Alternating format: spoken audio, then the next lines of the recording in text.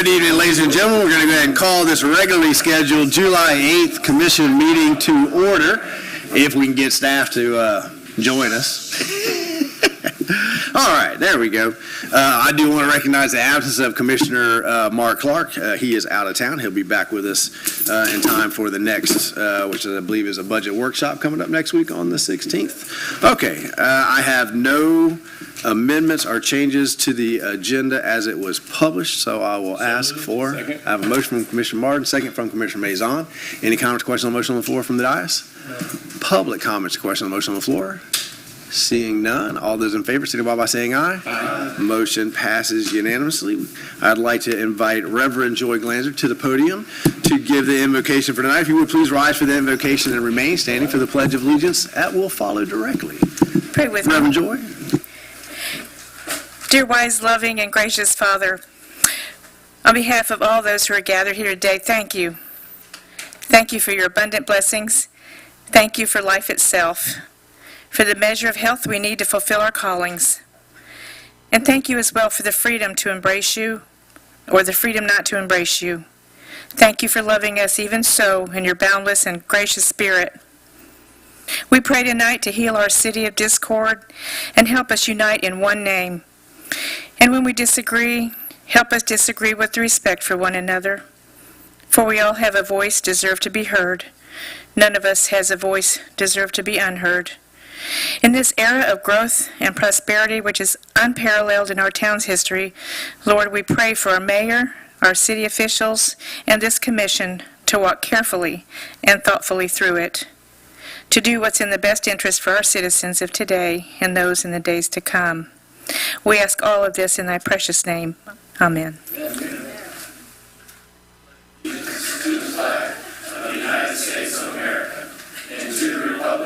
Stands, one nation, under God, indivisible, with liberty and justice for all. All right. Thank you for those wise words, Reverend Glanzer.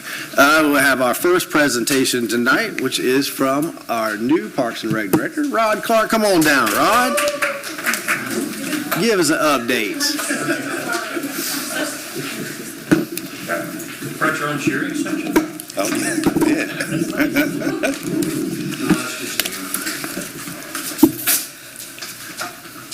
All right, good evening, Mr. Mayor, members of the commission, everyone in their respective places. My name is Rod Clark. I am the new rec director, and tonight I will be presenting the recreation overview for 2024. Along with me tonight are Ryan Young, our assistant Director of Capital Projects, and Anna Schussler, who is our Recreation Supervisor.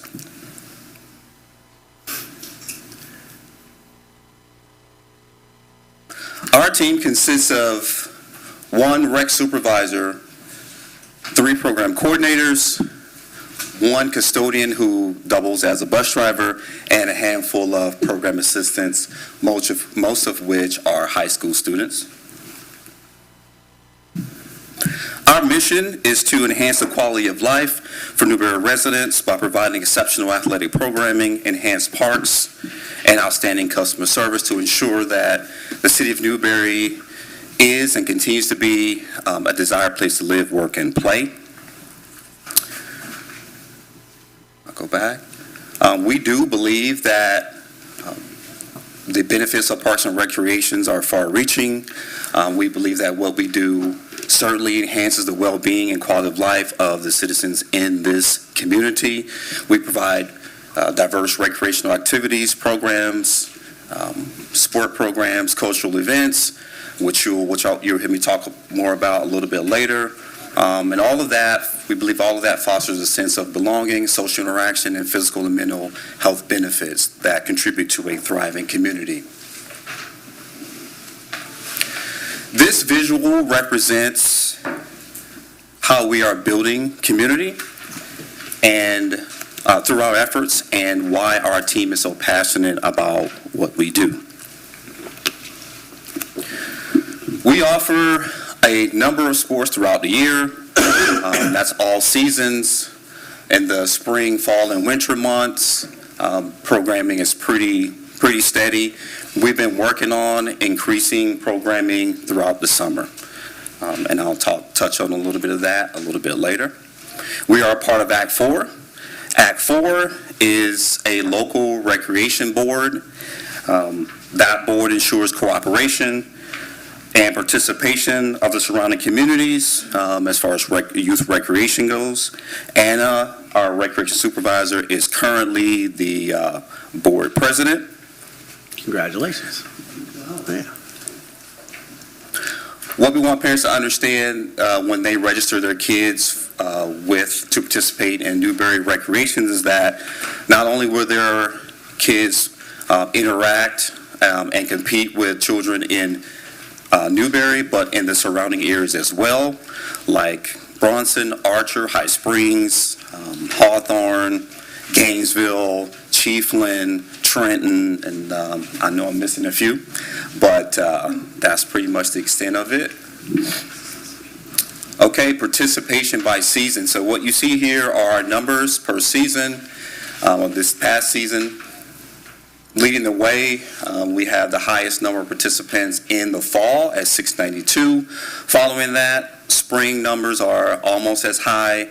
Our winter participation numbers lag behind, particularly because we offer one sport during the wintertime, and that's basketball. This is a breakdown per sport. As you can see, volleyball has the highest number of participants. It's important to remember that we're looking at these numbers account for 2 seasons, both fall and spring.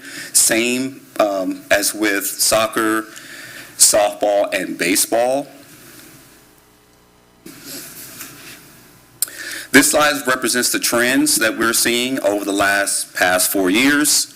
As you can see, every sport that we have is trending in the upwards direction. The light lines that you see there are the trend lines, so it makes it a little bit easier to see. The only sport that we're not currently trending in right now is basketball, and that's down about 15%. But we're not worried about that. We have a plan in place to get those numbers up before the start of the 2024 season. So not only do we offer youth programming, but we also have adult offerings as well. Backed by popular demand, we have our adult softball leagues, and that includes summer leagues. So we do fall, spring, and summer for adult softball, and that's not the case in most municipalities in this area. So we take advantage of that by offering in the summer, and so we get participants from all over the area. We also have 3-on-3 basketball. This is our second year doing that. I actually participated a couple times. I don't have it like I used to, that's for sure, but it's definitely a great workout, and it's great socialization. Can our Sure. elected official participate in the adult league offerings that we have? Absolutely. I don't recall seeing any of them in any of our... I mean, Ricky can slam dunk. Now, let me tell you, he can jump. Assumed prohibition, and there's not. The only thing I'm good at team room. Elected officials are welcome. Yes. We can help with the registration fee. That sounds great. If anybody is game to sign up. This guy. Any takers? Any takers? Nobody's wanted us that. I can do something. Okay. All right. We welcome you. That's for sure. But we've also started a co-ed volleyball league. That's on Tuesday nights. In addition to that, we've actually added programming in the sense of open gym. So on Monday nights, we have open gym for volleyball, and we have open gym for basketball on Thursdays. So everyone's welcome. Go ahead. So are we going to enroll like pickleball, or is that an option this year, or is it until we get the courts up and running? Well, I'm going to touch on that a little bit later, Okay. but yes, that's in the plan. It's the fastest growing sport in America. That's what they say. Yeah. Can elected officials play pickleball? Absolutely. I can play pickleball. Absolutely. Yeah, move that. That's true. That's true. If you're good at it, you don't have to move very much. Okay, so now let's talk about our events. All of our camps take place during the summer. As you can see, we have everything from volleyball camp. We've partnered with the volleyball coach from Santa Fe College to put in a free 2-day camp for our kids, and it was a fantastic camp. We also have softball camp, soccer camp. That actually started today. Well, with the bad weather, they had to postpone it, but they'll be back tomorrow. So it's Monday through Thursday. We're actually, on this Saturday, we'll be partnering with the Torian Green Foundation.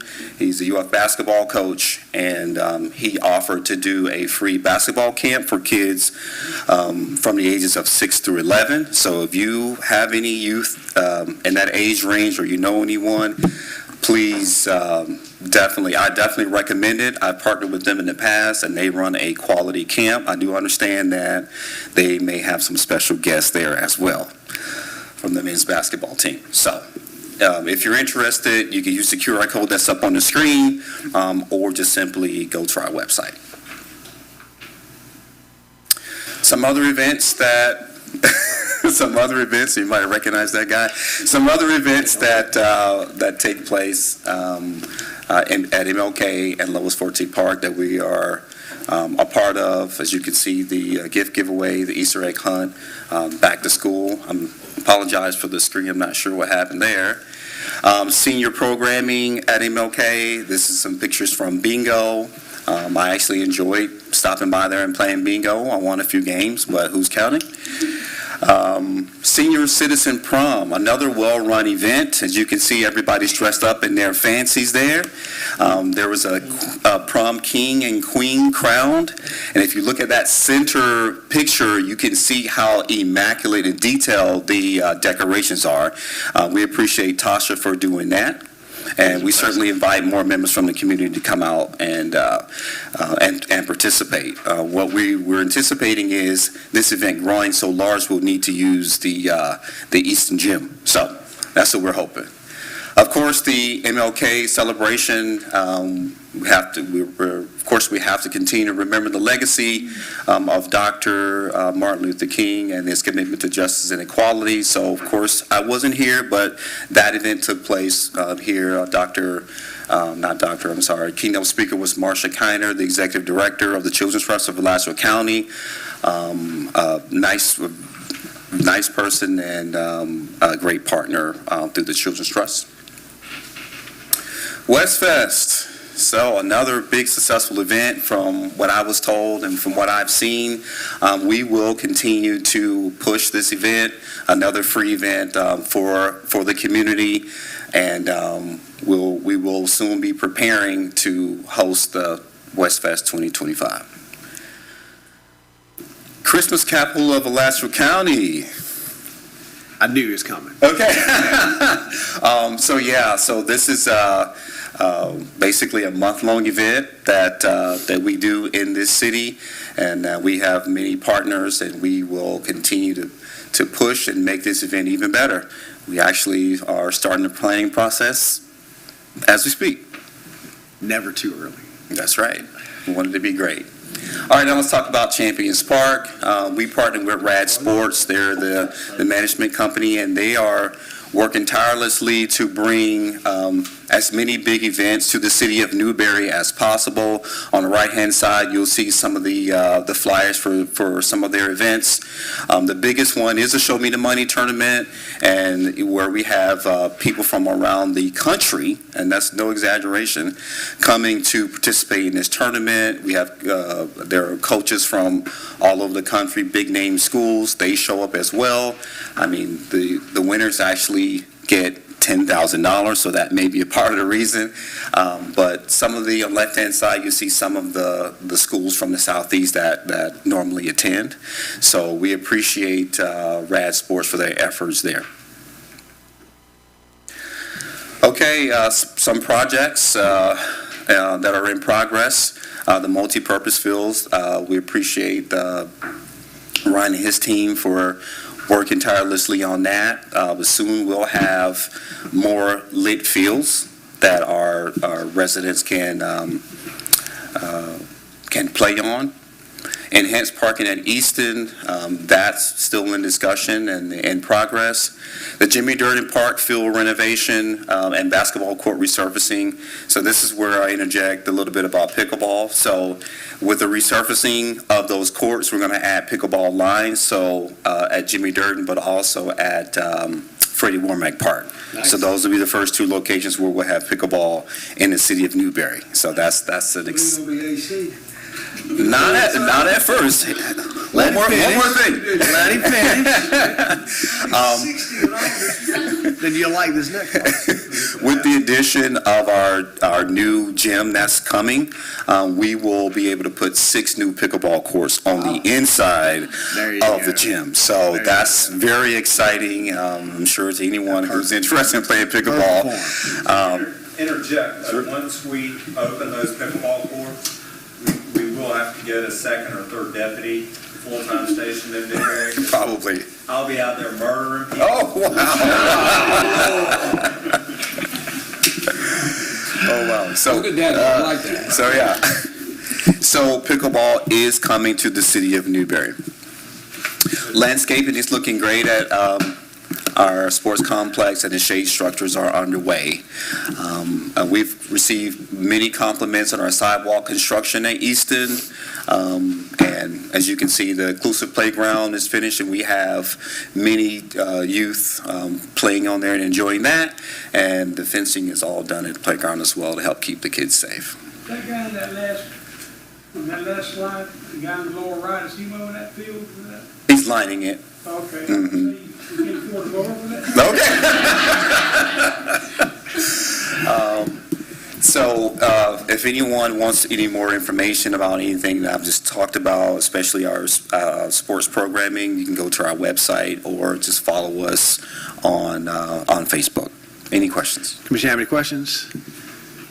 Good job. Because Mr. Clark does all of that, and because he's come in and hit the ground running, I'd like to offer the following proclamation for City of Newberry's Parks and Recreation Month.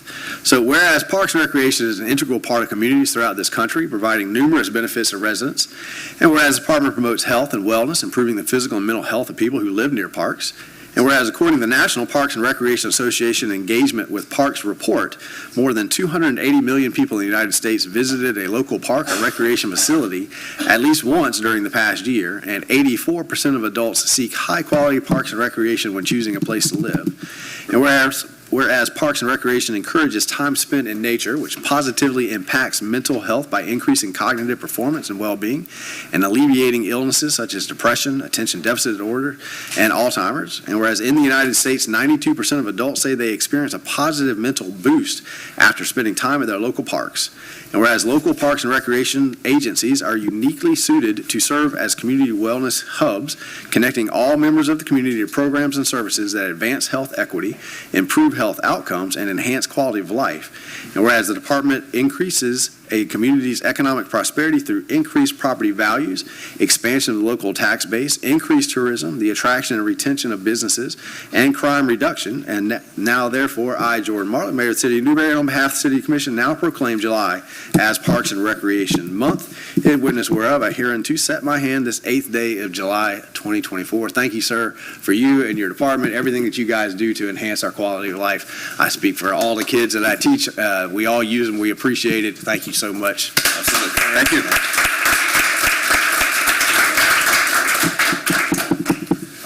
Well done. Now, the next is right in line. We have a presentation about a potential for a Newberry Youth Council proposal. And Miss Anna McGee, he's going to come on down to the podium. Don't be shy. Introduce yourself here for us. Hi, I'm Anna Tell us what you're McGee. thinking about. Good evening, Mr. Mayor, Commissioners. In the past year, my interest in local politics has been promoted with recent proposals and movements for the betterment of our community. I have a passion for the intricacies of politics and governance, and I believe that there are many more that are in the same position as me, young, hopeful, and ready to make a difference. I come before you at my own will. I haven't been coached, as some have insinuated in past instances where I've spoken publicly. I don't have social media, but I don't live under a rock. Unfortunately, as for now, these young voices and passions are going unheard and dying out within not just our community, but the country as a whole. So just like, there you go. According to the U.S. Census, 28.9% of Newberry's population is under 18. That means that nearly 30% of Newberry is going unheard without the ability to vote or run for office. This leads to lack of civic engagement and dissatisfaction with the community. Finally, kids in this area have little to no opportunity to explore local government and seriously consider it for their future. I find this disheartening, as law and politics is the main focus for myself in the future. If we cannot raise children who have the potential and tools to become successful, what does that say about our community? The solution? An advisory body comprised of local youth that advocate for issues to the city commission, therefore experiencing the complexities of local government and enhancing the community. This can also be classified as a youth council, mayor's council, or mayor's youth corp. The benefits for the implementation of a youth council are undeniable. Increased civic participation, real-world experiences in government, service to the community, development of leadership and civil communication skills, experience and volunteer hours for college and university applications, encouraging the future generation of leaders, and Florida League of Cities participation. In addition to the service the council will provide, the commission would improve community representation, gain insight from younger citizens, enhance youth services, and encourage youth civic engagement and participation. Today, you are looking at the bridge that can cross the gap between the next generation and the current leaders. Together, you can sponsor the future. You can support and encourage the leaders of tomorrow. Florida League of Cities not only provides summits for local leaders, but they also host an annual conference specifically for youth councils to learn from and meet other youth councils. This gives Newberry even more chances to connect with other cities, network, and improve upon their services. As you can see, a youth council is fairly common and encouraged in many cities across Florida and the U.S. Destin, Dade City, and High Springs have had an effective and active youth council composed of promising high schoolers for years. Each operates differently, but the main idea is giving a voice to younger generations and enhancing the services that the commission provides. The High Springs Mayor's Council consists of 6 bright students with a chair, vice chair, 3 members, and alternate member. While we do not have to follow these exact requirements, it can be modeled by other successful councils, but it is ultimately decided between the commission and the developing council. We want the council to fill with the most capable and determined members, which is why I am also proposing membership requirements to serve, as well as an application to fill out with it. Among these requirements is being a resident of Newberry in grades 9th through 12th, a 3.0 minimum unweighted GPA, to prove that they represent the values of Newberry through written responses, and to be able to serve 1 year and attend meetings. High Springs written response questions include listing service with various clubs and organizations, describing potential contributions to the board, and reasons of interest in the board. I would like to remind you that while we can model our youth council after others in Florida, the final version is entirely up to the discretion of the commission and what the council sees fit. Once this application is complete, they submit it to the city and it undergoes review from the commission. Applicants are selected based on their fit and how they will contribute to the city. If the choices need to be narrowed down, the applicants can meet with and be interviewed in person. Members would serve 1 year and have the option to reapply as long as they still meet the basic criteria. Good news, the formation, management, and maintenance of the Youth Council doesn't have any anticipation of costs. Thank you for your consideration. Are there any questions? Well, first,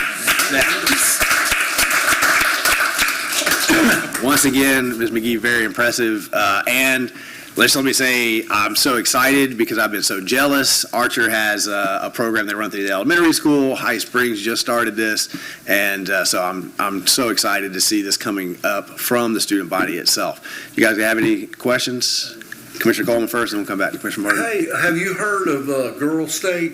There's Boys State and Girl State that's in Tallahassee. That runs through junior year. So you have to be a junior. You got a while, don't you? Just She's a little got bit. a couple years. Yeah, and that's where you go and actually become the governor and all the, it's great. My son actually goes there every year.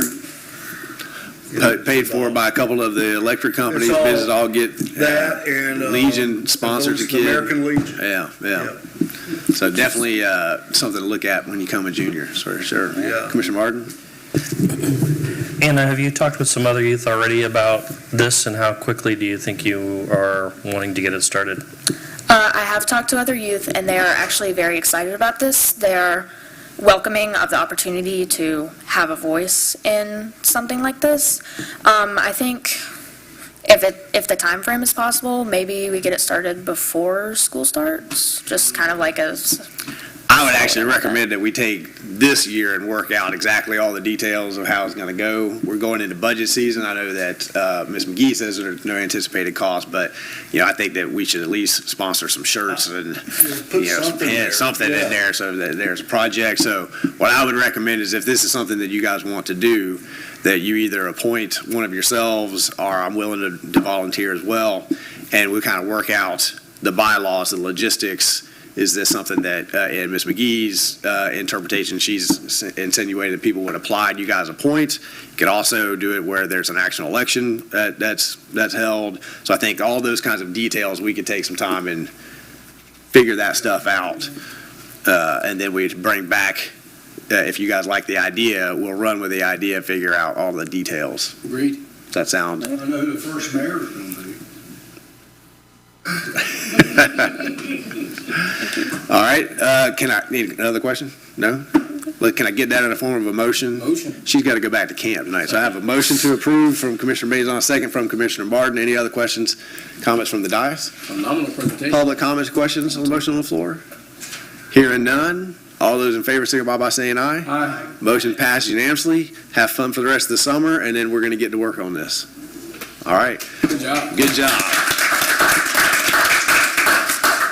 All right, ladies and gentlemen, the commission likes to hear from you frequently and often, and so they put aside public comments at the beginning of the meetings. Now, these are for comments that are anything that's not already on the agenda. So if you got a garage sale coming up, something that you want to announce, you have 2 minutes. If you want to talk to the commission about something for a little bit longer, there's a 5-minute public comment at the end of the night. Anybody have anything they want to announce during this 2-minute section? Comment? Seeing none, we'll move on to the consent agenda. I have a motion to approve the consent agenda. I have a motion from Commissioner Coleman, second from Commissioner Maison. All those in favor signify by saying aye. Aye. Motion passed unanimously. That will take us to item 5, our preliminary fire assessment resolution 2024-28. Mr. Attorney, would you please read that resolution into the record for Yes, us? sir. Happy to do so. This is a resolution of the City of Newberry, Florida, relating to the provision of fire rescue services, facilities, and programs in the City of Newberry, Florida, amending and restating the initial assessment resolution, providing authority, purpose, and definitions, and legislative findings, describing the method of assessing fire rescue assessed cost against assessed properties located within the City of Newberry, directing the preparation of an assessment roll, providing for hardship assistance, authorizing a public hearing, and directing the provision of notice thereof, providing an effective date. The appropriate motion is passed resolution number 2024-28 upon its reading by title only. Thank you, sir. Dallas, take it away. Good evening, Mr. Mayor, City Commissioners. I have a brief presentation tonight. I won't go into too much detail as you had the consultants here about a month ago to go into the full detail of the fire assessment study. The recommended action tonight is to approve the resolution, and as a reminder, the fire assessment does meet 2 of your strategic goals, the first being to protect our community through a professional and responsive fire department, and the second being to have equitable and sustainable sources of revenues for long-term financial stability. So as a reminder, the fire assessment is a charge imposed against real property to pay for your fire protection services. The funds collected through the fire assessment can only be used for the fire department and for the fire protection portion of the fire department. So anything that is above the first level response for EMS cannot be funded with fire assessment. So that's the ALS portion of our response, our paramedics, those sorts of things. The City Commission has chosen to exempt several types of property from the fire assessment. Those are government-owned properties, tax-exempt properties. In our case, that's mostly churches. And then the Commission does also offer a hardship assistance program for residents who qualify. As a reminder, your fire department is funded primarily through your property taxes. It's 51% funded through property taxes. The next largest funding source of the fire department is the fire assessment at just over a third.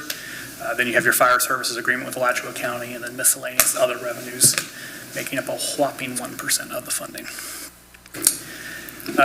We did reapportion the call load this year.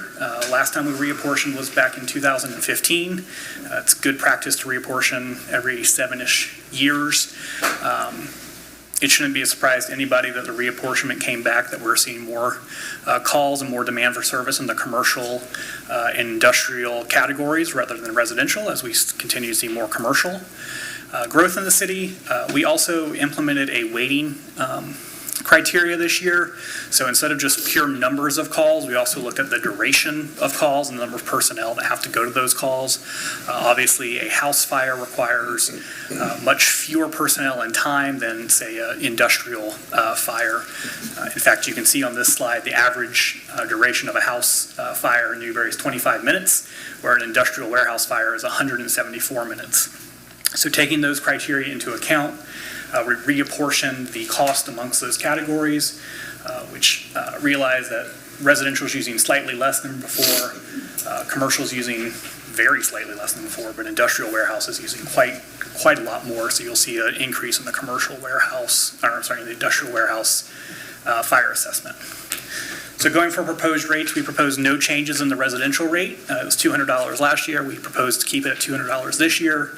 There's a slight increase in commercial, fairly significant increase in industrial warehouse, and a reduction in institutional. As a reminder, these are the preliminary fire assessment rates, so the commission can adopt these tonight and lower them at the final hearing, which will be in August. But you cannot adopt a higher rate than what you adopt tonight. I will once again say I did not pick this question mark. Questions from the dais. It is fire. It's Commissioner Martin. Dallas, I remember a conversation when we entertained this originally, that it was our desire as a commission to not displace any of the general fund dollars that were already going in there, that this was actually adding to it, and we weren't pulling the lottery bait switch.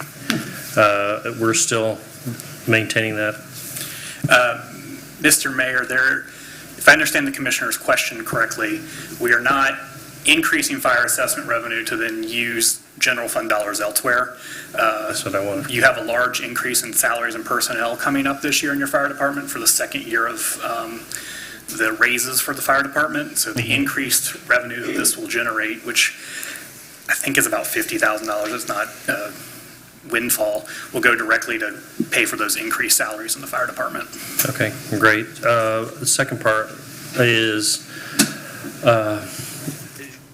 what sort of history do we have going on trajectory-wise with expenses over there to try and keep with our mantra of not jumping too significantly?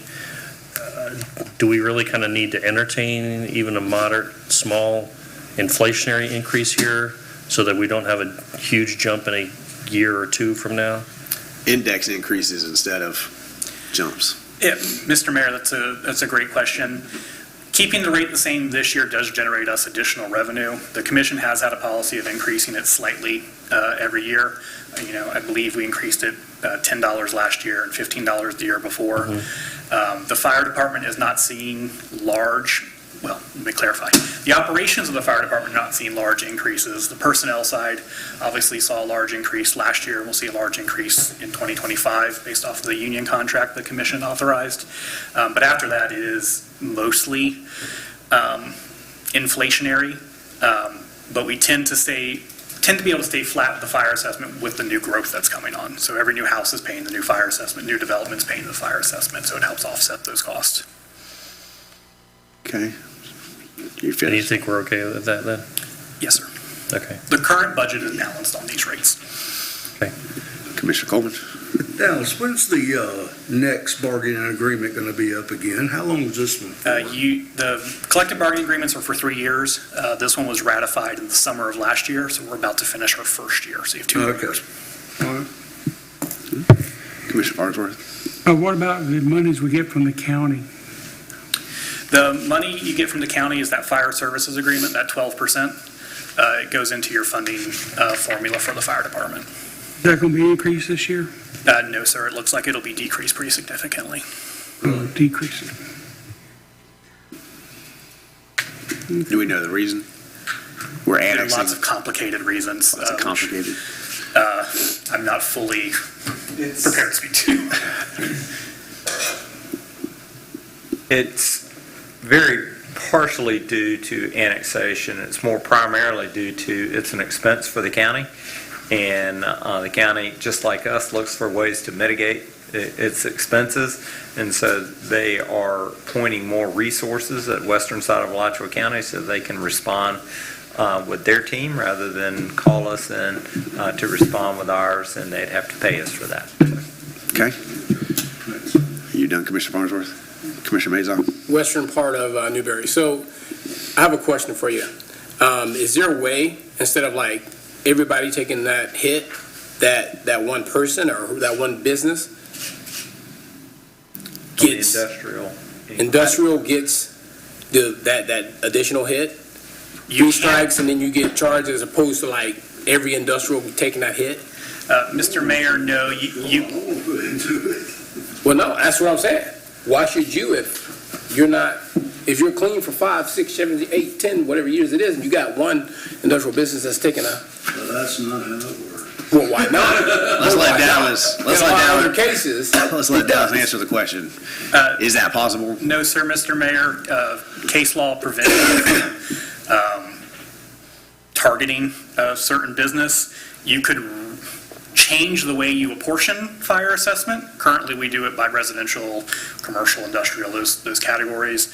City of Gainesville, for example, does it by fire hazard units, in which a more hazardous type business pays more, but that still applies to all businesses in that category. And if the commission was interested in that, it would require us to redevelop our fire assessment program. I don't want to pay for another study. no. Is it, I understand that reason, and that reason makes perfect sense across the board for the first time. Is there a system where if you're a repeat offender, Yeah. right? So I get my first one for free, and everybody came and responded, but then 3 months later, I've got another problem, and then 3 months later, I got another problem. Maybe you get the first two on the fire assessment, but after that, I've never heard of a program like that, but we all understand the issue that we're trying to figure out here, and I understand the commissioner's concern, but I also understand that response, and that makes logical sense too. Mr. Mayor, I'm not 100% sure. I would lean towards no, but it is certainly something I can ask our consultants to look into. Mr. Mayor, Commissioner Farnsworth. the county has like a burglar alarm fee, and I think the first time you come out for a false alarm, it's free, but then they start charging you afterwards. I don't know if that's something that can be implemented or not. Again, Mr. Mayor, I'm not sure, but I'm happy to talk to our Research experts about it, it. find out. And I'll just weigh in what I believe to be true. I think that if there's a particular industry that is out of compliance, that we can address the compliance deficiencies through code enforcement action. And but we know that that's a slow process. And but I would also suggest that if there were a particular industry in Newberry that was seeing higher than their proportionate share of phone calls or fire calls, that we likely are pursuing code enforcement action to bring them into compliance and hopefully also reduce the number of calls. Hopefully that answers to some extent. It's not a It does. full answer, I mean, but it helps. But I mean, to your point earlier when you said, they don't want to point out, that they are already getting pointed out, especially if everybody's like, well, why am I paying if this won't? They're already getting pointed out, so why not implement a system? Or if there is a system out there where 1 strike, 2 strikes, you're out, like the burglary alarm. Let's let them go do some research. Okay. Commissioner Martin. I was just gonna say that that's kind of our job, is to figure out how to do it equally As fairly as possible. and as fairly as possible. That's our job. I'm ready to make a motion on 2428. Was that for approval? I have a motion to approve. Second. I have, from Commissioner Martin made the motion, Commissioner Colvin made the second. Comments, questions, motion on the floor from the dais. My only comment is Commissioner Barton asked a question. I know that this year's budget is balanced at where it's at, but the whole idea of those index increases is that we don't know what inflationary forces happen, and then all of a sudden next year you come back and you're like, well, in order to balance budget, it has to be 250, and we don't like to hit our residents with that big of an increase. So, yeah. Mr. Mayor, your adopted maximum rates right now are 225, but where you have to renotice, so you can adopt anywhere between up to the 225 tonight if you wish. If you guys go with 200 tonight, then you can decrease, but you can't increase. If you go with 210 tonight, then you can come back at 200 when we get deeper into the budget cycle. Just throwing that out there. I'm not in the. No. The recommendation is to keep it the same, so that's my motion. It's to keep Okay. the same for the residential, but change the. Change these, right. Okay. Any comments, questions, motions on the floor from the public? Fire assessment stays the same. Seeing none, all those in favor signify by saying aye. Aye. Motion passes unanimous. Yep. Roll call. I swore I saw your mouth move now. All right, roll call, Commissioner Coleman. Aye. Commissioner Farnsworth. Commissioner Martin. Commissioner Mazon. Motion passes 3-1 with Commissioner Farnsworth in dissent. Thank you. All right, that takes us to item 6, which is voluntary annexation of 3 separate contiguous areas to the city's corporate limits. These are 3 separate ordinances. Let's read them and vote one at a time. So let's start on all first readings.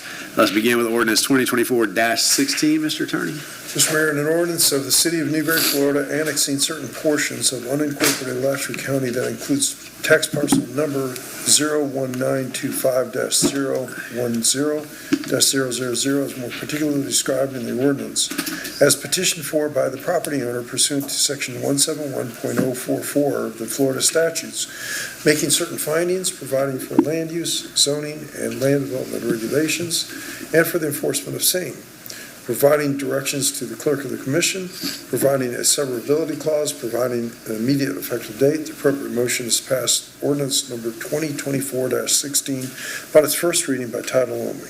Thank you, sir. John Paul, if you want to do the presentation for all 3, do that, and then we'll just go back and read each ordinance after the presentation and take the motion. Thank you, Mr. Mayor. Yes, it's one presentation, one agenda item, 3 different ordinances that we'll be asking for a motion on. Staff's recommendation is a motion to approve all 3 ordinances, welcoming some new neighbors to the city of Newberry, helping close some of the enclaves that we have in the city. So this is making the city more contiguous and whole. If the ordinances are approved tonight, we'd move for a second reading on July 2nd, or 22nd, which also happens to be the first day for our new planning director, Stacy Hectus. So very excited for that as well. So this image shows the different properties as they border the city of Newberry's boundary. The ordinance 2024-16 is a Jamie Nelson property. Looks like it's just west of, or just south of the Newberry Highland Park area. So, second request is for the Shore family. Umberto Alonso is the agent for them. Approximately 10 acres, southeast area of the city. And Paul and Pamela Smith. They are approximately 30 acres, and they're in the northeast area by the mines. This is the Nelson property, the first one in the aerial, and just showing the location of the property. The Shore property, again, just showing its general location and surrounding configurations. And then finally, the Smith, one point that we wanted to show here, it's in the Alachua County Growth Management Area, which means they won't benefit from some of the development regulations that the city has adopted. They'll still have to adhere to Alachua County development regulations as they go to build it out. So fortunately for agricultural areas, they tend to not be too divergent from each other, so they're okay with it. Again, just a map showing the 3 different properties within the city, or as they border the city. And this is just the list of findings that staff has presented in the memo. And akin to Dallas's response, I did not pick this question mark, but available for any questions. And again, we are recommending approval of all three ordinances. Does the commission have any questions? Also moved. Second. Okay, I have a motion from Commissioner Coleman, a second from Commissioner Maison. We're still on ordinance 2024-16. Any comments, questions on the motion on the floor of the dais? Public comments, questions on the motion on the floor? Seeing none, all those in favor signify by saying aye. Aye. Motion passes unanimously. Mr. Attorney, great timing. Would you please read the record on first reading, 2024-17? Yes, sir. This is an ordinance of the City of Newberry, Florida, annexing certain portions of unincorporated Alachua County that includes parcel number 04442-000-000 as more specifically described in this ordinance as petitioned for by the property owners pursuant to Section 171.044 of the Florida statutes, making certain findings, providing for land use, zoning, and land development regulations, and the enforcement of same, providing directions to the clerk of the commission, providing a severability clause, and providing an immediate effective date. Appropriate motion is to pass ordinance number 2024-17 upon its first reading by title only. Thank you, sir. I have a motion from Commissioner Martin, second from Commissioner Maison. Staff is resting on the presentation of the last ordinance. Any comments, questions on the motion on the floor for this ordinance? From the dais, public comments, questions on the motion on the floor?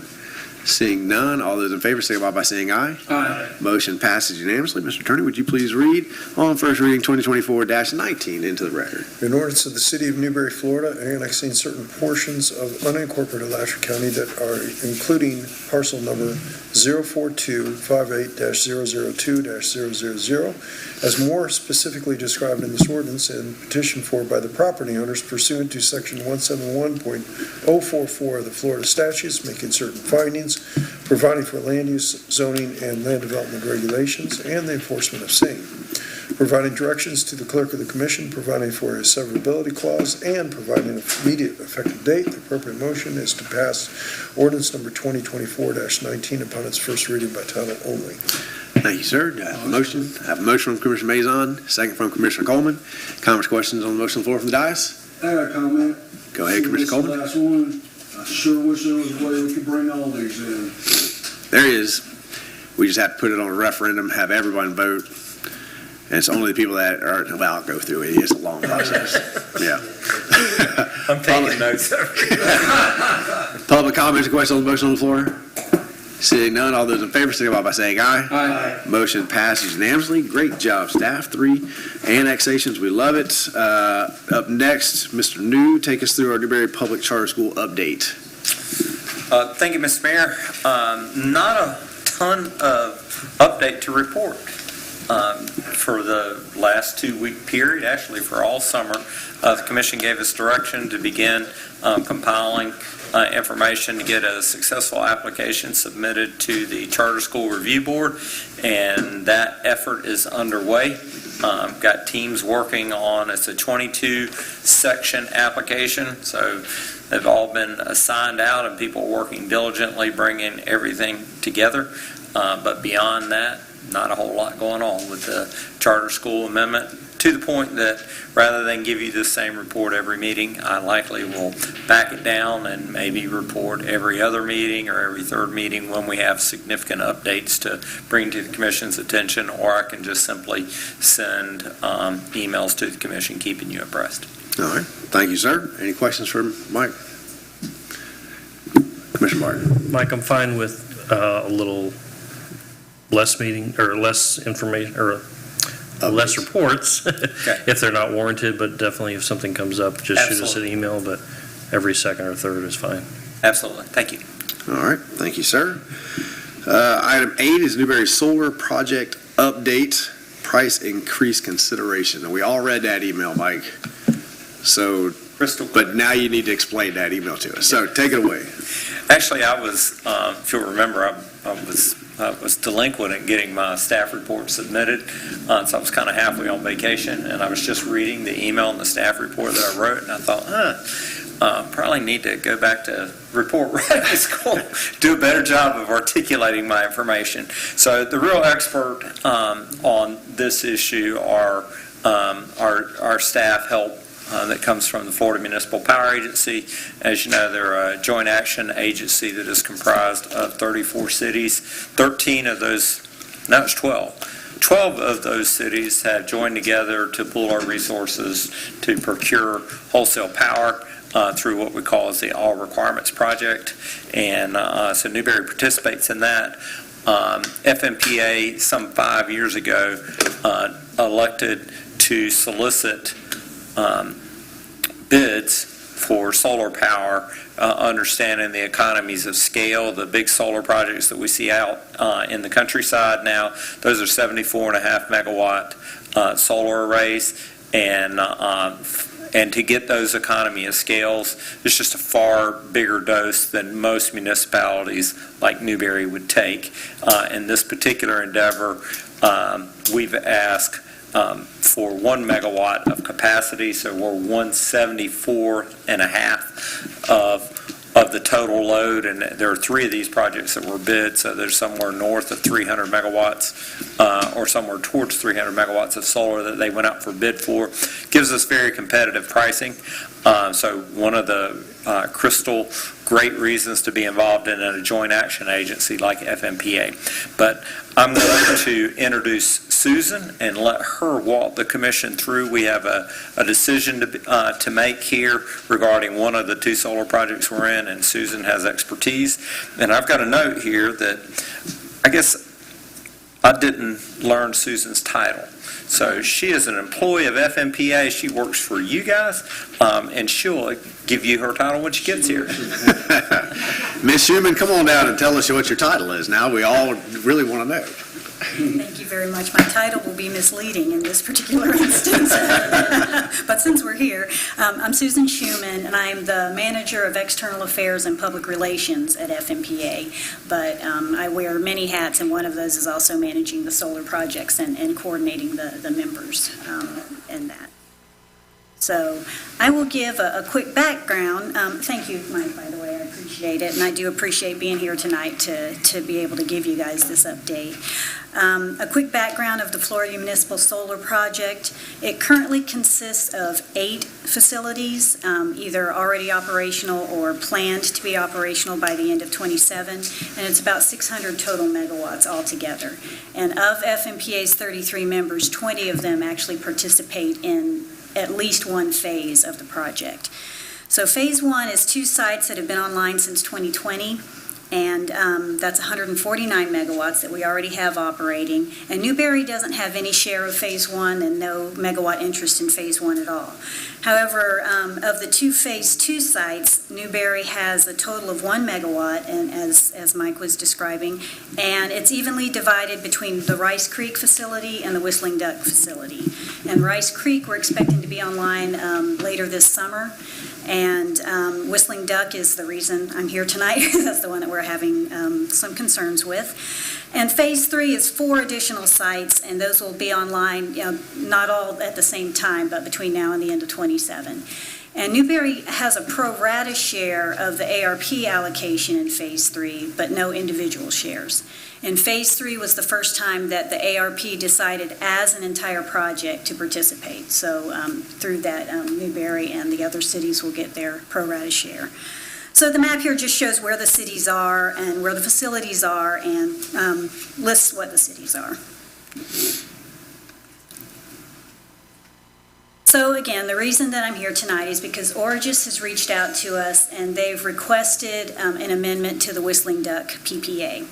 They've cited that there are industry-wide concerns, regulations, inflation, labor cost increases, just a whole gamut of things that are impacting the price and schedule. And as a result, the commercial operation date has been extended to 2025, December of 2025, when it was originally supposed to be online at the end of 2023. So there's that extension there, and also the increase in pricing. And it's a nationwide issue. It's not specific to our project or our developer or Florida. A lot of our colleagues at the American Public Power Association are experiencing the same thing. They're either revisiting the PPA terms or just outright terminating them because the developers just can't meet the terms as contracted. So it's not just us. Doesn't make us feel any better, but it's not just us. So right now, staff at FMPA is working on the terms for the amended PPA, and we'll be presenting that to the solar committees, which Mike sits on the solar committees for Phase 2 and Phase 3, and that meeting is scheduled for July 22nd. And we could just say, no, sorry, Origis, we don't really like those terms. Please stick to your original contract amount. They can't. They flat out can't, and they would be required to terminate the project. Our challenge there is that of the 12 participants, some of them are okay with the price increase. With this increase, it brings it up to equal to what our Phase 3 pricing is. So Phase 2 pricing was very favorable, but with this, it'll bring it up to where we contracted our Phase 3 pricing. So some of our members are okay with that. And they're getting pressure from their customers or their commissions to, just get solar. That's still a reasonable cost. And some of our members are saying, no, we signed up for very cheap solar. It's not very cheap anymore. It's still a reasonable cost, but thanks, but no thanks. So without unanimous decision to either move forward with the pricing or back out of it, we have that challenge at FMPA of trying to make sure that we can accommodate everybody. So our solution was to reconfigure the Whistling Duck allocations with the Phase 3 sites, because it's the same developer, and that way we can optimize the member participation. Those who want to stay in can, and those who want to exit can. So that would require reallocating and going from 5 total units to 4, and optimizing between FPL and Duke interconnected facilities. Now with the ARP, that's not that big a deal because ARP has network service through Duke and FPL, but our non-ARP members would want to be in either one or the other. The ARP would float their Phase 3 allocation. Right now, they have 70 megawatts in Phase 3. That would decrease to about 30, but there's a little bit of wiggle room so we can actually fill the 4 facilities and get the economies of scale. There's no additional price increase above what Origis has already proposed, and we would amend the termination language to make it more favorable for us if, in fact, Origis doesn't meet the new terms, so they have a little bit more skin in the game. So we would make sure we did that. So this slide just shows the current allocations for Phase 2 and Phase 3. Rice Creek and Whistling Duck, the ones in the far left columns, are Phase 2. Rice Creek isn't going to be impacted by this reconfiguration at all, but I just put it up here so you can see, who's involved and to what extent. All of those allocations are split 50-50 between every participant in Phase 2. So, and that includes Newberry with your half megawatt in each of them. The 4 Phase 3 facilities, the allocations are obviously a little bit more sporadic and widely spread, and that was to take advantage of the Duke versus FPL for the most part, just to accommodate everybody. The red numbers in the Whistling Duck column, that indicates members who intend to exit Whistling Duck. So you see that's a lot of megawatts falling out. Can I stop you there, Ms. Hughes? Sure. So you said that there's 12 that are participating and it has to be unanimous. So if some are already exiting, is there really a decision to be made anymore? Well, it would need to be unanimous to move forward. But yes, if anybody said they didn't want to, then we could not make that decision according to the contract as it exists. We couldn't make that decision to move forward with the amendment because we wouldn't have a unanimous. And am I seeing the red, right? 1, 2, 3. How many have already said no? That they don't want to move It looks like about half of them maybe. But that's why we're reconfiguring. So we need to know how many want to move forward to know what the reconfigured numbers are going to be. Yes. Okay. Yeah. All right. I can save you time right now. Well, she drove all the way here. Well, I can tell you Whistling Duck's done flew the coop. He's been waiting all night to say that. He's been waiting all night to say that. All right. Flying all over the place. Yeah. Go ahead and finish up. Not the first time I've heard it either. Yeah. So. Oh, ouch. That hurts. Assuming Newberry stays in, this would be a configuration. You would still be in the Whistling Duck for your half megawatt, and this is how it would fall out otherwise. Penn Holloway would not be developed at all, and then the remaining megawatts would be allocated according to this table. So right now, as I said, staff is currently working, we're very close to finalizing the PPA terms with Origis. The committees will meet on the 22nd. After the committee approvals, all of the participants will need to receive their local approvals, a formal local approval in whatever manner that takes. And we're looking to have all of those approvals no later than August 31st. So if that can happen, then it can go in front of the FMPA board and the executive committee at their September meetings. So what we're asking today is just the determination whether Newberry wants to continue or to exit the 0.5 megawatt that are in the Whistling Duck facility. Okay, so, and just let me make sure we all understand, regardless of this decision, Newberry still provides about 5% of our electric through solar through the, what was the other one called? Rice Creek. Rice Creek, thank you, through Rice Creek. So we're still engaged in a diverse offering of solar, natural gas, different things. The question here is, do we want to increase that from 5% to 10% by having 5% come out of Whistling Duck as well, for a cost that is comparable to what natural gas is right now? So that's the discussion that we need to have, a decision that we've got to figure out. So Commissioner Coleman, do you have anything past the fly in the coop? Because I thought that was pretty good. Can you? The coop there, man. I'm a gambler sometimes, not much, but I really feel that somebody else is going to be in there, and whoever you think, and I think natural gas is going to go back down to $2 or $3 like it was before. So I think this is not a good thing. Okay. Commissioner Farnsworth, are you reaching for the mic? Yeah. Go ahead. A few questions. How much is it going to cost the city at this new rate per year? I don't have the answer to that. Mike, you have a guess at, because, I mean, you're talking about 5% out of the entire offering, so I'm not sure, saying yay or nay, I'm not sure how much that moves the needle one way or the other. I think our estimates that we did was more on a per residential household basis. We see it as being less than $5 to their total bill per month. Even if they run off, I mean, if they're 100% solar?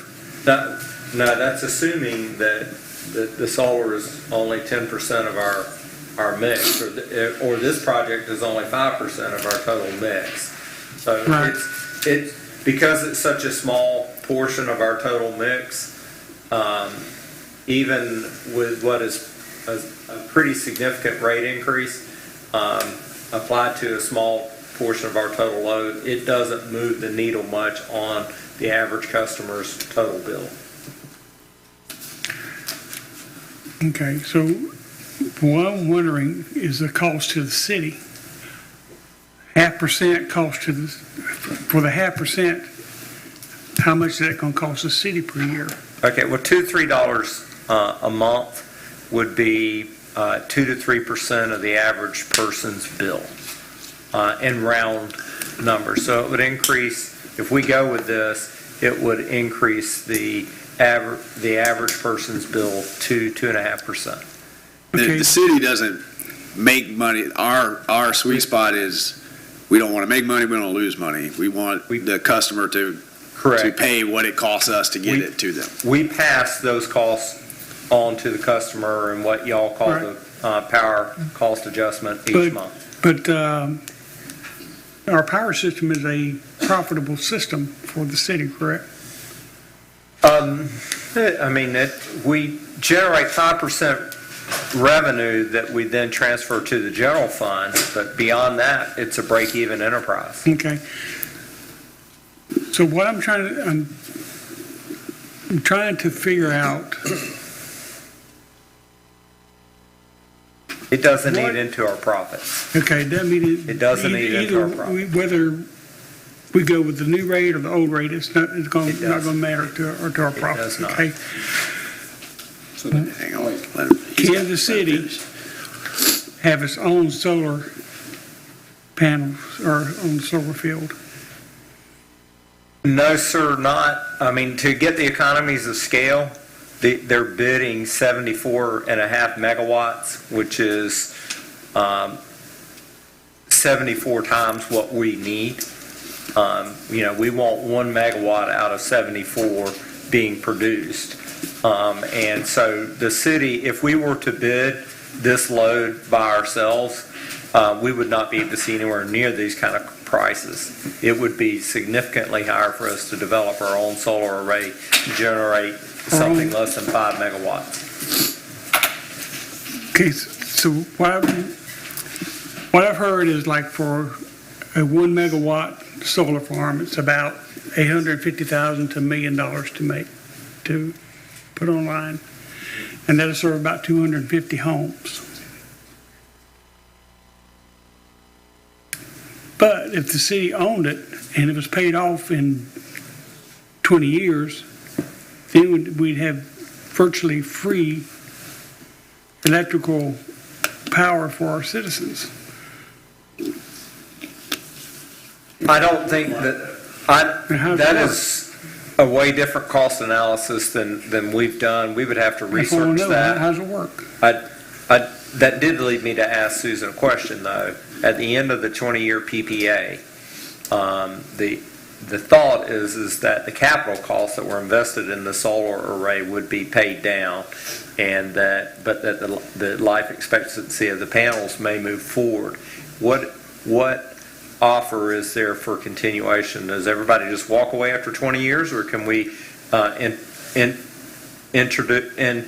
enter into a second agreement at what would presumably would be a lower rate because the capital costs have already been paid and continue to draw energy off of this solar array? That was going to be my question. Once it's built, There costs will go be down. the option Yeah. to negotiate a different contract at that time through Origis, but they won't talk about the pricing at this point for that. And just to clarify, we're only paying for the energy as delivered from this per megawatt hour. We aren't paying for anything to do with capacity or the field. It's literally just the energy as it's delivered. Can I piggyback off of Commissioner Farnsworth's question? Because I've never heard the numbers that he just said, but does our contract with FMPA allow us to generate our own electricity, or do we have to get everything through them? And that's a rolling Currently, contract. our contract says that we have to take delivery from FMPA. Because this was through the the issue when requirements people had solar on their house and still wanted to be hooked in. I can't quite remember all the details of that, but I remember it got If you complicated. put a rooftop system in Newberry today, there's a tri-party agreement between the city of Newberry, the property owner, and FMPA, where actually FMPA buys the energy from the homeowner and then sells it back to the city. That way we don't breach our all requirements contract. I told you it got complicated. Commissioner Farnsworth, are you still on the floor? You still have the floor? I'm okay. I was just wondering if a development like the ranch were to put in their own solar field. Is that something they could do? Actually, they could. They're not in our electric service territory. Oh, that's right. They're in Yeah. Central Florida's electric territory, but it will, so long as they only serve themselves, they can put in what the industry calls a microgrid, and they could serve themselves. But with solar, they're going to need backup, so they're going to be connected to Central Florida Electric service territory, and there'd be an agreement between Central Florida Electric and the developer about how the power flows in and out, so the residents have power 24/7 and not just when it's sunny out. This is the cutting edge litigation about on-home solar, because people who put in solar, they don't want to pay anything back to whoever their provider is. Well, the provider, but they still, when the power goes out or it's cloudy for a week, they still want their power to work. Well, the provider still has poles, lines, linemen, line trucks, all of those things. So trying to figure out the difference in cost. Right. And so that would be the same issue. That whole development would still want power regardless of whether the sun was shining or not. And so now you just have to enter into a whole new, lengthy conversation about how much is it going to cost us to run the poles and lines throughout and not actually provide the service. Right. Commissioner Martin, you were next. Yeah, Susan, so Orgus is working on a couple of these other plants, correct? Mhm. Which ones are they doing? I'm not sure I understand the question. Are they developing the Leland or the Penn Okay, Highway? all of the ones okay, let me go back to that slide. Yeah, these are all Origis facilities. All of them these. are. Everything in Phase 2 and Phase 3 is an Origis facility. Phase 1 is Florida Renewable Partners. So are they just potentially going to be bailing on Whistling Duck at this point? I don't know about bailing on it. It's still going to be developed, Oh, it assuming is. we go through with this configuration. They'll still develop Whistling Duck. It's already essentially, the site, they've already done the local approvals and things like that, so. Okay, and this may sound cynical, but what keeps them from seeing the pricing going up and just closing their own doors to reopen them under a new name and renegotiate with a higher price? Yeah, they have a contract. They would have to pay the termination fees for that contract, assuming that the off-taker was willing to terminate it. I got But you. I imagine they could do that. Okay. Well, obviously, we're the smallest player on the list here, so I don't know that it makes a whole lot of difference what we do to them, per se. And as I recall, when this came up before, I don't remember what the recommendation was originally. I don't know if you do, Mike. I remember moving to round it up to 1 megawatt. I think it was but 7.75, and you wanted to go to 1. Just around. And actually, another little bit of a clarification. Let me get to this last slide in the appendix here. Oh, wait, there's more. Okay. With Newberry's allocation in Rice Creek as a 0.5 megawatt, your pro rata share of the ARP's Phase 3 would be almost another 1/4 megawatt. So in total, when the entire Phase 3 is built out, you will have we'll have 72, I can't even see that number. Almost 3/4 of a megawatt. All the time. We have presentation nobody can actually read. 9-point font, So we'd end up right back where we originally were. Yeah, this would have been in addition to, if Whistling Duck was there too, it would be an additional 0.5 megawatt on there, but you're going to get almost 3/4 of a megawatt anyway. And you were saying that the Phase 3, as they come online, they're going to be at the price of Whistling Duck? The revised, New rates, the yes. revised Yes, sir. rates anyway, right? Yes, sir.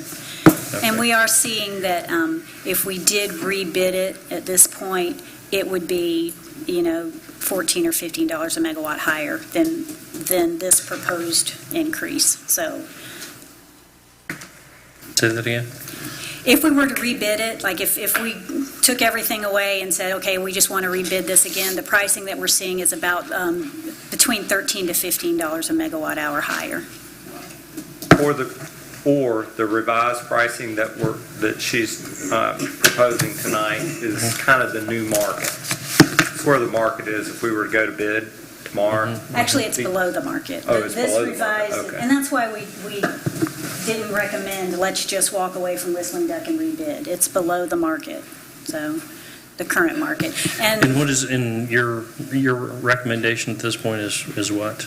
I feel kind of indifferent, to be honest with you. I can't really say I have a recommendation. Like I said, some of the members, if they have pressure to do solar, they think that the new pricing is reasonable, and others are, the only reason they got in was because it was so cheap at the time, and it's not that cheap anymore. So I don't really have a recommendation. Commissioner Maison, you've been waiting, yeah, no? I'm good. I know what I'm going to do. I have one question. This might be for Mike, it might be for Susan. So, because I actually think Commissioner Coleman hit on the one key part here, which is gambling, right? Because when you're talking about energy, we have natural gas, we've got solar, we've got all these different offerings. So what right now is the breakdown of our offerings? Because my concern, you make a decision on what is the reality today, and then 6 months from now, natural gas goes way down, or solar goes way down, right? And so it is, no one likes to hear that, but it is, in an essence, it's a gamble. I want to have our own biomass plant. And so what this board has always tried to do is just make sure that we have a diversity of offerings so that if one spikes, there's something to help mitigate. So what is our current breakdown? Is it 90% natural gas, 10% solar? 75 natural gas. 75, high 70s. High 75, and so The rest Coal, right? is coal. coal, and then 5% solar. So we're talking Little about, nuclear. A little bit of nuclear. right, so we're talking about making 10% solar, and then adjusting everything else accordingly, right? Right. That, in my mind, that's the conversation to have. It doesn't sound like it has much of a change in the price at all. It's just how much do you want, how many eggs do you want to have in each basket? Is 10% solar too much, or is that about right? And you want 70% natural gas, 10%, 20% in coal? I think that's the better conversation to have, since it doesn't have a shift in the price for our customers significantly. Commissioner Mason, you're the only one we haven't heard from. They're fine. You want to stay in? I want to stay. I know. I don't want to go with this. You want out? I want out. All right, so I got two commissioners that want out. I got one commissioner that's indifferent. Do we need to wait for Commissioner Clark to get here? I know this is time sensitive. We need. All of our communication has been, It's not even You're this minute. yeah. Commissioner Martin, you got to shift away I from. mean, I don't necessarily see it as gambling because the price is fixed, correct? All right, after this. So, I guarantee you the price of gas is not gonna go down. In 20 years, it's gonna be. Natural gas will, I don't think so. drill, baby, drill. Yeah. Still, baby, still. I'm indifferent. If it pleases the commission, we can just exit and we'll have 3-1. It's not It's that fine. big of a change. Yeah. 0.5, come on. It's just. All right. So I'm ready for a motion so we can go to public comment. Move to approve. And you're approving to exit. Get out. Okay? Out. Commissioner Coleman wants out. Second. He made the motion. Commissioner Maison wants out. He made the second. Roll. Any comments or questions from the dais? Public comments or questions on the motion on the floor. How much solar do you want, Newberry? 10%? 5%? It's global warming. Hey, Okay, I see no public comment. Up to that, roll call. Commissioner Coleman? Aye to get out. Yes. Commissioner Farnsworth? Commissioner Martin? Aye. Aye to get out. Commissioner Mason? Aye to get out. Aye to get out. Aye to get out. Motion passes 3-1 with Commissioner Farnsworth in dissent. All right. Thank you for making the. One more slide. Oh, I do have the good news. oh, the good news. Save the good news for last. I like it. Yeah. All right. Rice Creek is, they energized it last week, I believe, so they're working towards getting it ready for commercial operation, and that should be happening at the end of the summer. And we're looking to have an on-site event in October, mid-October timeframe, because we're trying to avoid the summer. It would not be pleasant out there in August. So we're probably going to have an on-site event and like a ribbon cutting type thing, and all of the participants will be welcome and encouraged to attend. So hopefully we will see Newberry represented there. It's Palatka. We'll rent a party bus. What are y'all Yeah. cooking? Mr. Mason? Y'all cooking pork or ribs? It'll probably be donuts. It's going to be a morning meeting. It's on the north side. He can't eat sugar. Yeah. I don't know. I don't know. I think We'll have a map. Northwest.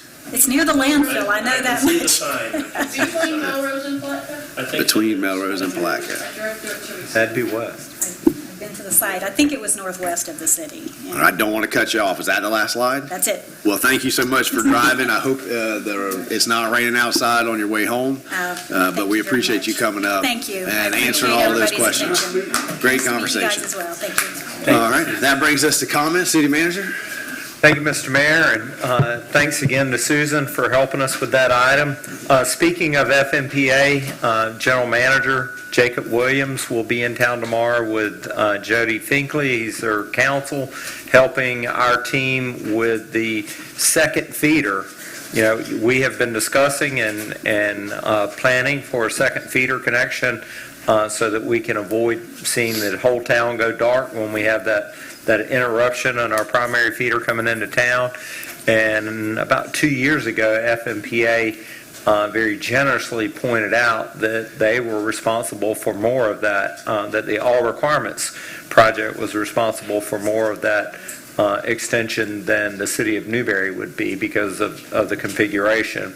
So we've been working in partnership with them, and so tomorrow there's a meeting just to discuss some further details. I don't believe we start construction this next year, but probably the year after that we'll begin construction on that primary feeder to get our residents that second point of feed. So just point that out.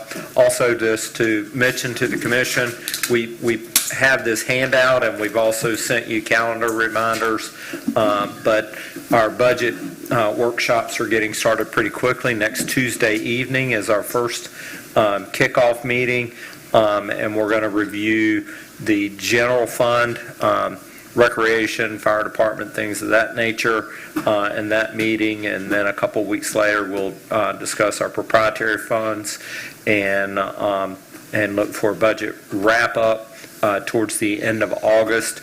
We're still working to have one-on-ones with each of the elected officials. As you heard Dallas mention earlier, I think 2 weeks ago when we were meeting, we were some $19 million apart between what we had funding for and what we had asked for, but staff's really done a lot of belt tightening, and I think we're down into a few $100,000. So by the time we get to this meeting next Tuesday, I expect that we'll be presenting a balanced budget to the commission, and then we'll be tweaking it to get it exactly as you want it. Mr. Mayor, that concludes my comments. Thank you so much. Mr. Attorney? No comment, Mr. Mayor. Thank you, sir. Madam Clerk? No comment, Mr. Mayor. Thank you, ma'am. Commissioner Coleman, you got anything tonight? Seems like you're trying to remember. You had something, Well, it's that slipped thing, you know what I'm saying? slipped your brain. Yeah, no, I ain't got nothing, no. All right. Commissioner Farnsworth? God bless America. Thank you, sir. Always love the passion. Commissioner Barton? Nothing, Mr. Mayor. Commissioner Mazon? Come on, yeah, you got it. Oh, guys, yes. I sure do. All right, so Bev's opened up. I heard. You heard or you saw, right? Depending upon. So Downtown Main Street Organization has their Summer Splash Day tomorrow from 5 to 7 p.m. downtown Seaboard Drive. Come out, visit, get wet, have some fun, play with bubbles. I may or may not show up there. Yeah. I may or may not. Wait a minute. I heard somebody ask. It is tomorrow, Tomorrow. the 9th. Yep. In front of the library again? Yes, Seaboard Drive. Yep, right there beside the library. Okay. Yeah. So, in the parking lot. Yep, big parking lot. COVID fog, I guess. I didn't get COVID, but there was one other thing I had, and I can't remember now. But interesting fact about squirrels. Do you know that they fake food burial to throw off their other prey? So they'll pretend they're putting food somewhere so that others will look at them and think that that's where the food is, and then the squirrel goes off and then hide the actual food. Wow, that's pretty clever. Pretty smart. Well done. You want to come back to you? Yeah, All right, I'll good. come back. All right. Is a mullet a fish or a fowl? If it's on top of somebody's head, it's a foul. It's a foul fish. It's a haircut. It's a haircut. The thing that swims in the water. Oh. Well, you Well, that still could be a I mean, according it's to the not. English Britannica, there is no such thing FWC as a claims fish. that a mullet is a fowl. Why? Because it, huh? It has a gizzard. That's exactly right. Thank you, that's all I got. Good job. All right. You don't usually participate, and I like that. I like that. Good You job. ever seen a mullet, he looks like he's flying, you know, when he lands in your boat, hits you upside the head. Lori, please make sure you put that in the article tomorrow. That's fun. Fun facts, man. I'm telling you. I've only got one. Leman. Yeah.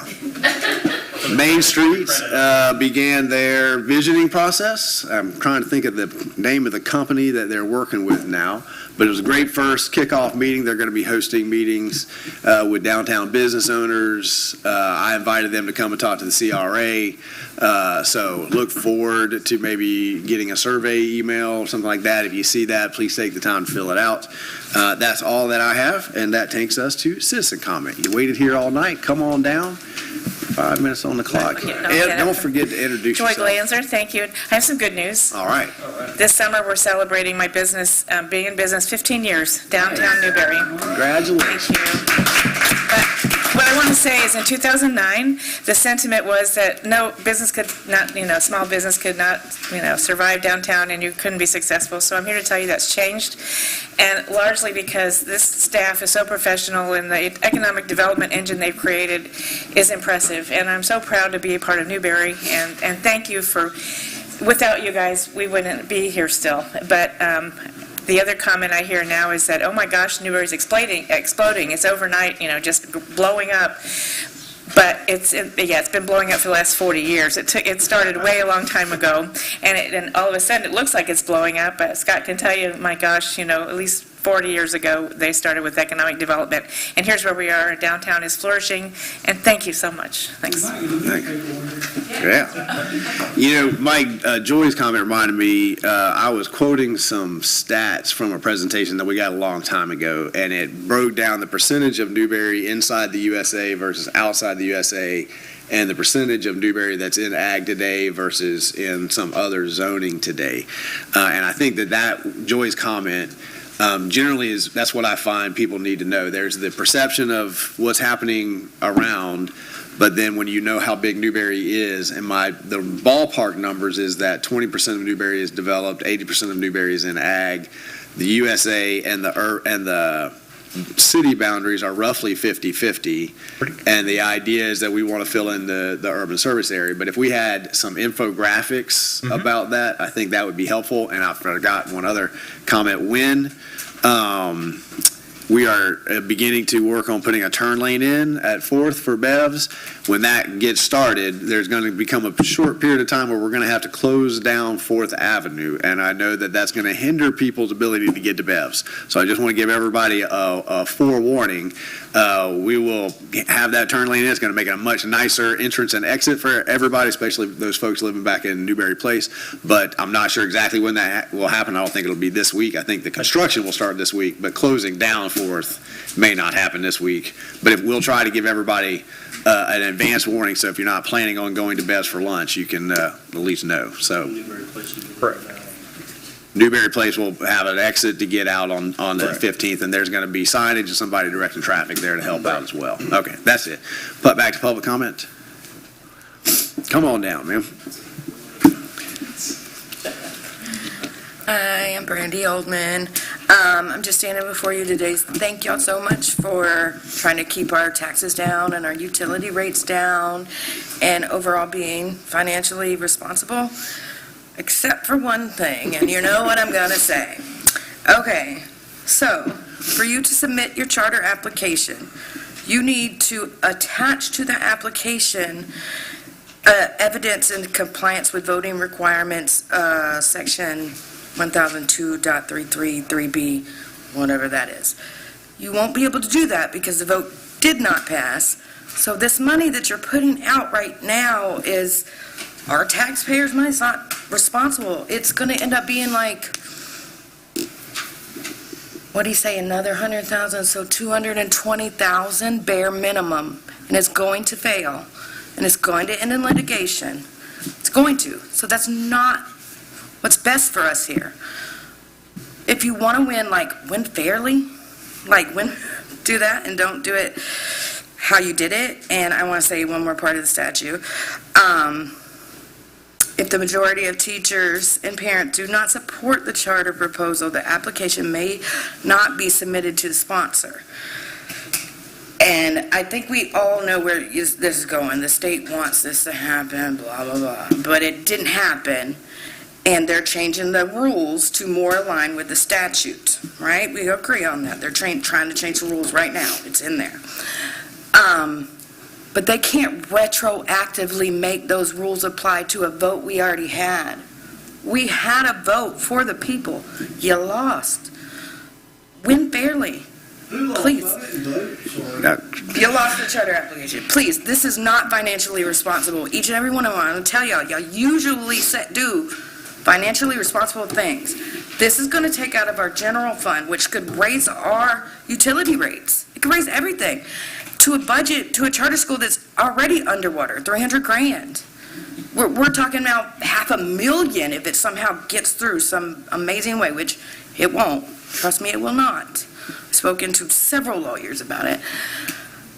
So I don't know. I just want to implore y'all, anybody that's thinking about this financially, this is financially the wrong move.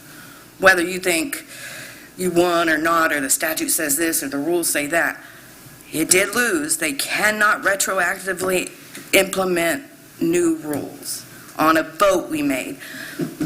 It feels like very much like an election we just had, back when everybody was denying. It feels like that. And I'm not okay with not being heard. I'm so tired of men telling me what's best for my children. I'm so tired of that. I came here for these schools. Everybody came here for these schools almost. I mean, we put them here, right? Good schools. I'm so tired of men telling me what's best for my kids, especially in light of what's happened with Mr. Searby. I won't blindly follow it anymore, and I implore anybody else not to as well. Thank you. Thank you, ma'am. Other public comment? Seeing none, we are adjourned.